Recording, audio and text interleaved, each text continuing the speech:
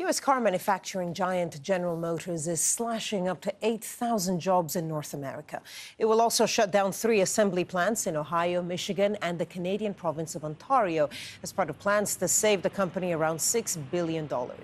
Canada's Prime Minister Justin Trudeau says he's deeply disappointed about the closure and has pledged government support to those affected.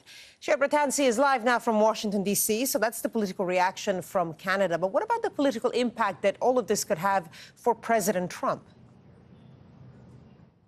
It's interesting. Donald Trump has been remarkably quiet about all of this in the last several hours since the announcement was made. We're just hearing reports now that the economic advisor to Donald Trump, Larry Kudlow, will be meeting with GM CEO at some point on Monday here in the U.S.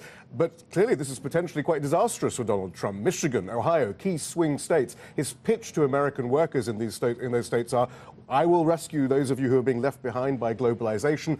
He touted his corporate tax cuts as a way to inspire a renaissance in manufacturing. Clearly that's not actually happening. In fact, there's plenty of evidence to show those corporate tax cuts didn't go into job creation, but just went into the pockets of shareholders. Interestingly, GM's share price is rising pretty steadily now, actually. It's jumped quite a bit in the last few hours. Shareholders are happy about this, but devastation for workers in several states, Michigan, Ohio, Maryland, Ontario in Canada, and also 2 other as-yet-to-be-named markets outside of North America, which will shut down by the end of 2019.